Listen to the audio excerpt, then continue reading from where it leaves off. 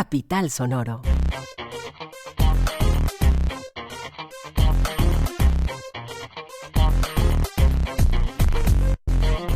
Hola a todas y todos, bienvenidos una vez más a De Vital Importancia, un podcast de cultura en el que hablamos de temas serísimos con gente inteligentísima.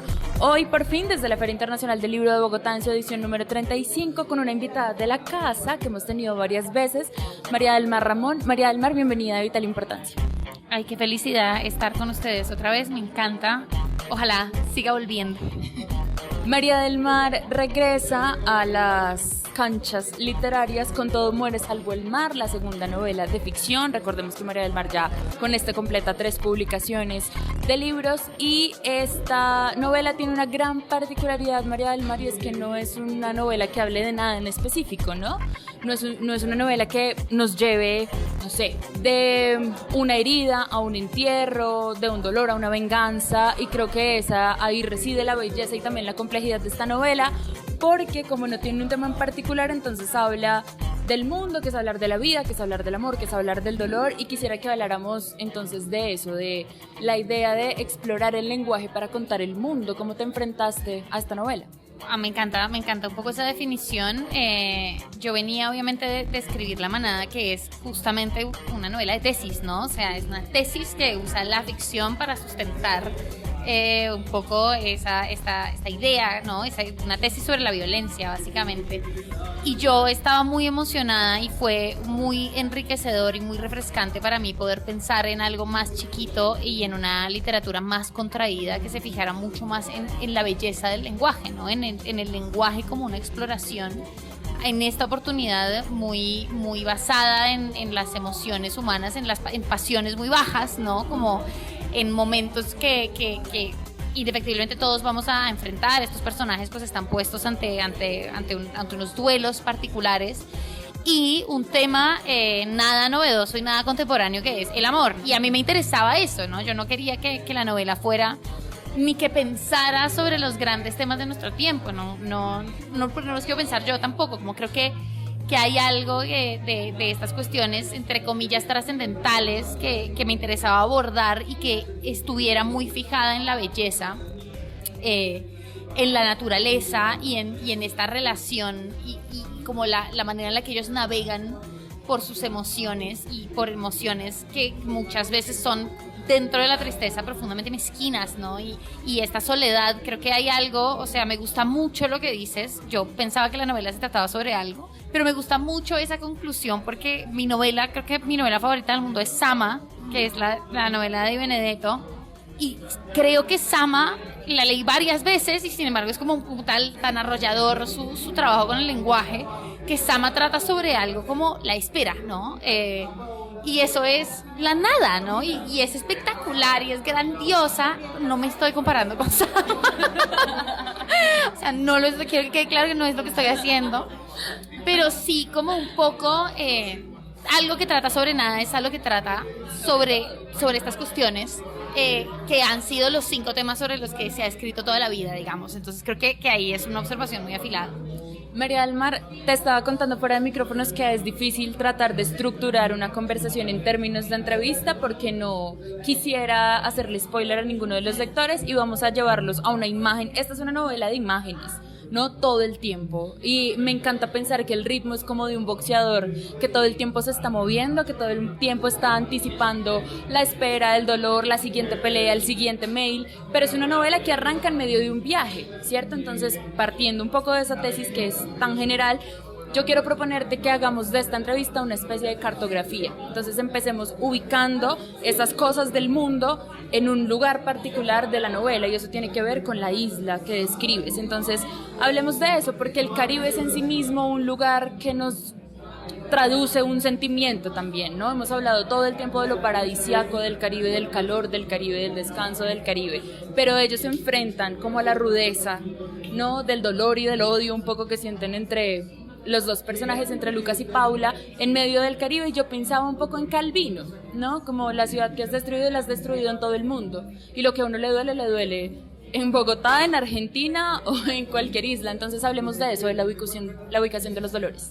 Sí, creo que, o sea, para mí había algo súper que pensaba mucho sobre esta misma idea que tú acabas de traer, de llevémoslos al lugar más paradisíaco del mundo y que la pasen horrible. O sea, no solo que la pasen horrible, sino que el lugar les parezca de una hostilidad. Y más allá de, obviamente, esa lectura de, o sea, los lugares son los estados de ánimo, ¿no? No existe Ítaca, ¿no? Lo importante de Ítaca es el viaje, no llegarás a tu destino. También hay algo de la naturaleza y de la naturaleza tan viva y tan verde y como tan ruda y tan salvaje de esa isla en donde todo vive tanto que se pudre rápidamente, ¿no? Como que todo hace parte de este ecosistema muy complejo, en el que la tristeza se exalta mucho más, pero también en el que la tristeza encuentra refugio ante la idea de que la naturaleza es imperturbable, de que el paso de la naturaleza es imperturbable, ¿no? Esas olas siempre van a romper y no les va a importar la tristeza de los hombres. Y ese paso del tiempo, del tiempo materializado en las casas abandonadas que se vuelven entonces parte del ecosistema y que se vuelven también, que se habitan por otras especies. Yo siento, y es un poco como lo que les pasa a estos personajes, de que esto termina siendo el único refugio ante la pesadumbre y la desazón suprema que están atravesando por el duelo y por la muerte, ¿no? Creo que es como el único antídoto, o el único no antídoto, pero sí el único consuelo. Exacto. Hay una cosa que yo pensaba en términos como de la naturaleza y es la forma en la que se impone también, ¿no? A mí me encanta una cosa de estos dos personajes y es que están tan seguros del fin que no saben en dónde poner esa certeza, ¿no? Entonces nadan, caminan, comen fruta, follan y no se quieren. Y quisiera que habláramos también de eso, María del Mar, porque todo el tiempo el mundo para cada uno se está acabando y el mundo siempre está y siempre ha estado, antes y después de ellos y de nosotras. El mundo siempre está. Claro, el mundo siempre está, ¿no? La naturaleza siempre está. Creemos que la hemos corrido y creemos que hemos aprendido a domarla y hay algo frente a la tristeza y esto es ridículo, esto es chiquitico, pero como que hay otra cosa con respecto a estos personajes y es un poco como la muerte es una materialidad entre dos personas de una generación que quizás ellos son mayores que nosotras, digamos. Estoy hablando con María Cuestas, que es una niña. Yo tengo 30 años y los personajes tienen 40. Pero creo que hay algo de la precariedad de estas generaciones frente a lo material, ¿no? Nosotros no somos propietarios, ¿no? Como las formas de trabajo son mucho más precarias, la maternidad es una opción a veces muy difusa, incluso en esta novela, pero la muerte es real. Y algo pasa con ellos y algo pasa en su amor, ¿no? Que ha sido un amor de ir y venir y volver y no sé qué, y ellos han estado seguros de ese devenir del mundo. Y la muerte los enfrenta a que la vida no es un ensayo de la vida es la vida, ¿no? Están viviendo, esto es serio, esto quizás sea... Claro, ahí es donde ellos no saben dónde ubicar este final, pero ya saben que no es más un ensayo. Están arrollados por la única cosa que quizás generacionalmente estas personas de clase media no lo pueden combatir, y es alguien ha muerto, y esta realidad no se puede alterar y esto va a tener efectos, y han sido personas que han sido como súper irresponsables con sus vidas, ¿no? Como digo, pensándolo en esos términos contemporáneos de la responsabilidad afectiva, ¿no? Como han ido y han venido y todo es como súper transitorio y nos vemos después en algunos años y no sé qué. Y aquí están como arrollados por la materialidad de la muerte, que es esa. Hay cosas que terminan. Me encanta que menciones esta idea del diálogo que tenemos ahora en nuestras relaciones, porque la moda son los límites, ¿no? Entonces, este es mi límite, podemos tener unos acuerdos, no sé qué, y todo es muy claro con el lenguaje, que es lo que pasa en esta novela. Aparentemente todo está claro, ¿no? Ellos saben que han muerto personas, ellos saben que, como decía Watanabe, la vida es física, y aún así todo les pesa, ¿no? Y todo un poco los malviaja, pero pasamos la ubicación un poco en esta idea de cartografía de entrevista, y me interesa que hablemos entonces de la escala del dolor, ¿no? Porque hay una idea que me interesa mucho, que subyace en la novela, que es como la baja vibración, la frecuencia baja del dolor, porque muchas veces, claro, ¿no? Estamos en la época de la empatía y hay que sentir empatía por todo el mundo y solidaridad por todo el mundo y como acoger y sostener a todo el mundo, y estos dos personajes todo el tiempo se acompañan aún sabiendo que a uno le duele más que al otro, ¿no? Pero todo el tiempo sienten esa pelea de, pues igual, es que mi dolor duele también, pero hay un dolor que se superpone. Hablemos de esa escala, María del Mar, de cómo nos cuesta tanto aceptar que quisiéramos ser la víctima. Ay, me encanta esta pregunta, me encanta lo que has hecho con ella, porque es casi el eje del personaje, del protagonista, de Lucas, ¿no? Y es algo muy mezquino para pensar, es algo terrible para pensar, horrible, o sea, bajísimo, pero profundamente humano.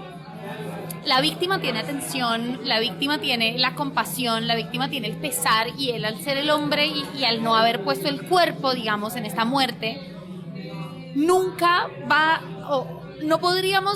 sí podríamos decir, él no está sintiendo lo mismo, ¿no? Él no está sintiendo el mismo dolor, y eso lo lleva a sentir una envidia mezclada con obviamente una envidia que se contradice con su pesar y la idea de que ojalá esto nunca hubiera pasado, pero ahora que pasó, no puede ser que alguien sufra más que yo, que también sufro tanto, y esta persona sí reciba los, entre comillas, beneficios del sufrimiento, que es la compasión, ¿no?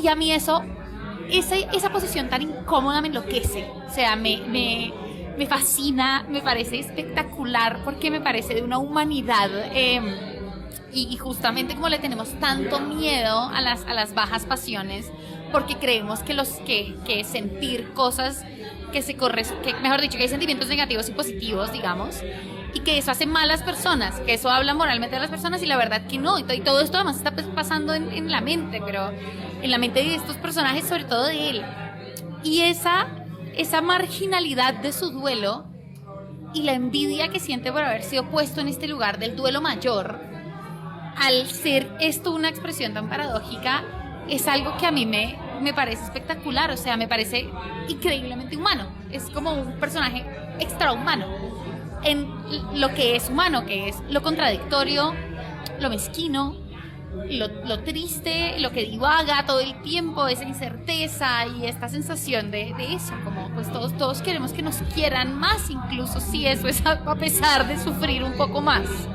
Esa idea de turnarse el protagonismo del dolor y el protagonismo también de ser víctima y de recibir ese beneficio me lleva a otra pregunta, y es tratar de ubicar la causa del dolor, ¿no? Que muchas veces es el cuerpo, que muchas veces es una relación, que en este caso sobre todo la muerte, y me gustaría que habláramos también de la forma en la que el duelo atraviesa esta novela, porque yo siento que tiene que ver todo con la imponencia de la naturaleza también, ¿no? Hay una imagen, esto es un pequeño spoiler, hay una imagen preciosa de Lucas rindiéndose en el mar, ¿no? Como siendo un poco náufrago, y quisiera que habláramos entonces de eso, María del Mar, de cómo la tristeza de la muerte parece que no se acaba nunca, pero hacemos del duelo también casi un imperio que visitamos y al que volvemos, y estamos hablando de frecuencias bajas, y uno cuando necesita sentirse también un poco triste echa mano del duelo, ¿no?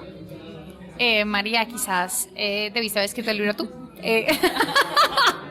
Siento que tus preguntas son lecturas hermosas, no las quiero pisar, pero hay algo que pasa con el duelo y que es muy particular. La tristeza es un estado transitorio, ¿no? de la vida, pero el duelo es un lugar donde reside la tristeza, y siempre va a ser triste, y eso es, no sé si es adulto, no sé si es un poco lo que estábamos hablando, de que hay algo de la realidad que ante el duelo a ellos un poco se les marca incluso su relación, ¿no? Les dice como, hey, ustedes llevan huevoneando todos estos años y las cosas terminan, porque la gente muere, ¿no? Y porque eso es como una probadita de que los finales a veces son definitivos, y creo que el duelo, y quizás lo que la novela trata de decir sobre el duelo, una de las cosas que trata de decir es, hacemos altares, acumulamos altares, algunas personas acumulan más, otras personas acumulan menos, pero esos altares son los lugares de la tristeza, son los lugares donde la tristeza no es transitoria,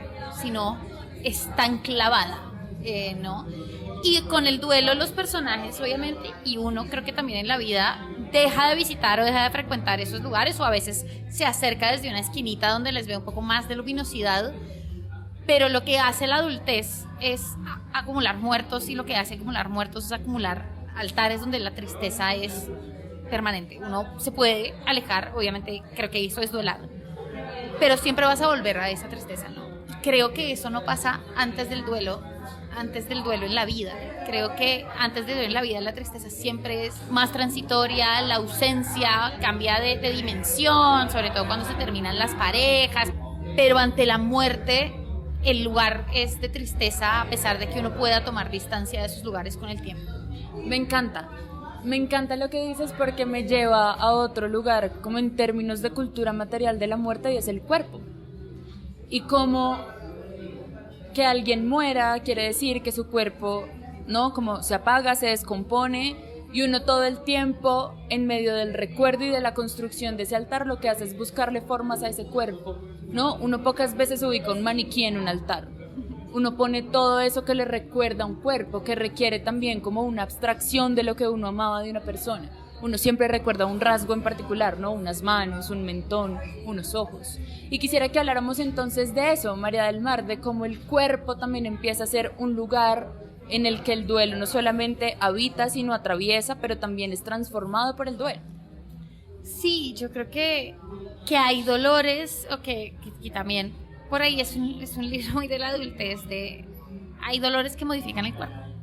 Y que modifican el cuerpo no en cuestiones como tan visibles, no estamos hablando de que modifican el caminar, sino que hay una cuestión de cierta pesadumbradez que se siente con el cuerpo, porque también la tristeza es un estado del cuerpo, la tristeza es absolutamente corporal, ¿no?